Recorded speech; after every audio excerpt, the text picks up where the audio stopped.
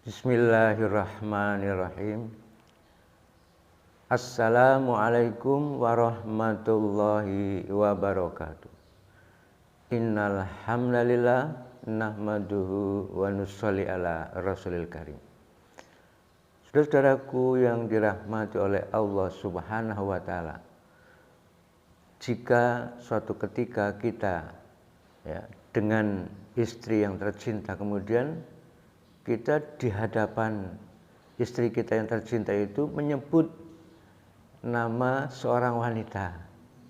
Kita sebut, wah si fulana itu cantik sekali ya.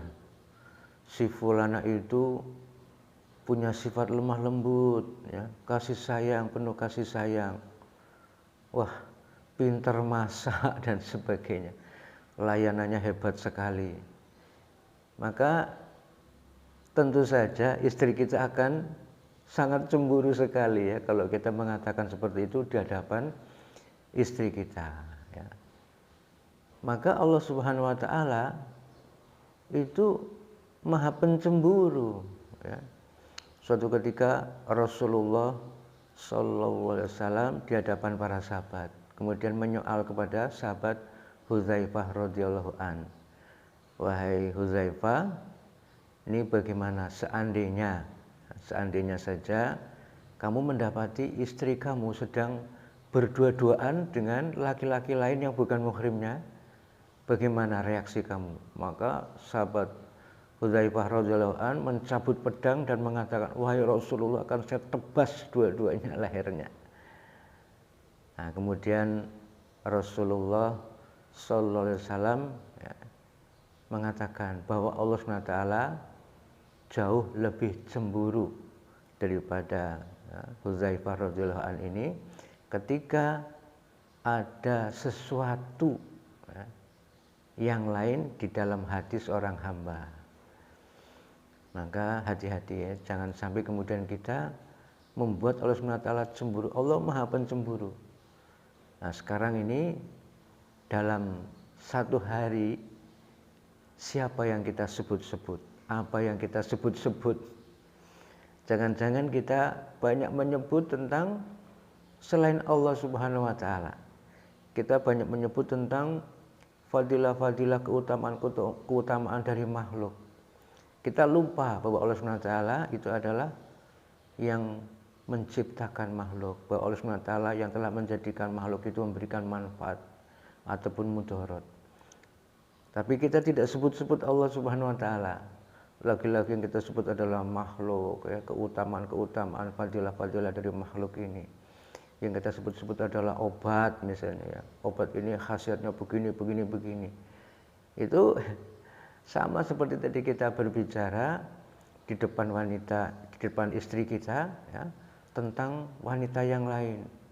Ya, kelebihan-kelebihannya dan sebagainya. Ini tentu saja akan cemburu istri kita. Maka Allah juga begitu, Allah akan cemburu. Ini hambaku kok lebih banyak mengucapkan ya makhluk, lebih banyak menyampaikan tentang fadilah-fadilah dari makhluk. Kok aku dilupakan, kok aku tidak disebut-sebut ya. Harusnya kita banyak menyebut Allah Subhanahu wa taala.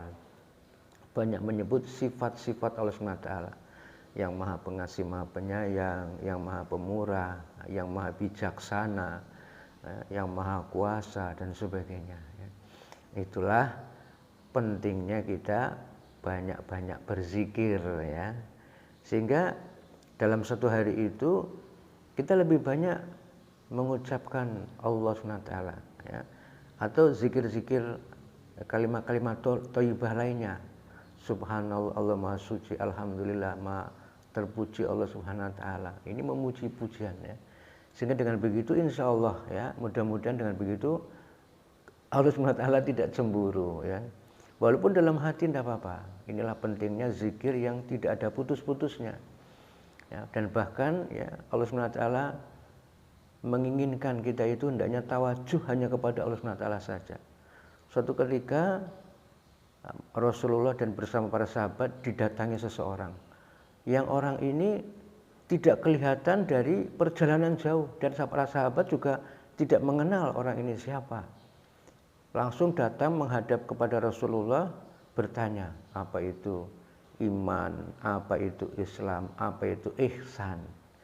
Nah, ketika bertanya tentang ihsan, Rasulullah Shallallahu Alaihi Wasallam mengatakan bahwa ihsan itu adalah kamu beribadah seakan-akan melihat Allah Subhanahu wa Ta'ala. Kalau tidak mampu, maka pasti dan pasti Allah Subhanahu wa Ta'ala mengamati, ya, kamu mengetahui bagaimana diri kita. Sehingga begitu kita hanya tawajuh kepada Allah Subhanahu wa Ta'ala.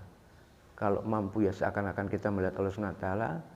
Dan kalau tidak mampu ya pasti dan pasti kita itu selalu diawasi oleh Allah Subhanahu wa Ta'ala. Jadi hanya tawajuh kepada Allah Subhanahu wa Ta'ala. Siapapun yang kita hadapi, ya apapun yang kita lihat, ya tawajuh hanya kepada Allah Subhanahu wa Ta'ala, tembus kepada Allah Subhanahu wa Ta'ala. Jangan kemudian terkesan berhenti pada makhluk itu, tapi tembus. Masya Allah, ini yang menciptakan Allah, ya, yang menjadikan ini manfaat atau mudarat adalah Allah Subhanahu wa Ta'ala. Terus sehingga insya Allah dengan begitu kita akan terhindar dari tipu daya setan. Seorang waliullah ya berdoa kepada Allah Subhanahu wa Ta'ala, ya Allah, nampakkan kepada saya bagaimana cara setan itu menggoda manusia. Kemudian diperlihatkan, ya, setan itu seakan-akan seperti nyamuk, ya, yang belalainya panjang, yang dia berada di samping kita. Dan selalu ketika kita lalai langsung memasukkan racun ke dalam hati kita. Ketika kita kemudian ingat lagi pada Allah, ya kita sebut asma Allah SWT, maka dia undur diri.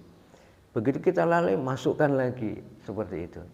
Sehingga apabila kita senantiasa berzikir, menyebut asma Allah, ya, menyebut kalimat-kalimat thayyibah, kemudian fikir kita, tawajuh kita hanya kepada Allah SWT, hati kita hanya kepada Allah SWT, menghadap kepada Allah SWT, maka insya Allah, ya, setan tidak ada kesempatan, tidak ada cara untuk bisa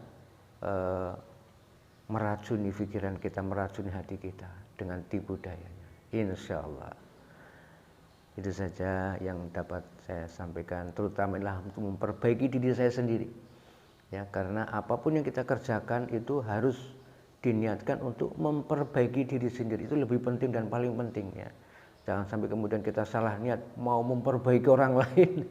Seakan-akan wah saya sudah baik ini, ya, kamu belum baik maka saya sampaikan ya agar kamu baik. Ini salah niat, sangat berbahaya. Terutama adalah untuk memperbaiki diri sendiri. Apapun, ya, amalan kita, ya bagaimanapun kita melaksanakan amalan, niatkan untuk memperbaiki diri, maka insya Allah Allah akan memperbaiki diri sendiri, diri kita, dan Allah Subhanahu wa Ta'ala akan memperbaiki yang lain juga. Asbab hidayah dari Allah Subhanahu wa Ta'ala, insya Allah. Wassalamualaikum warahmatullahi wabarakatuh.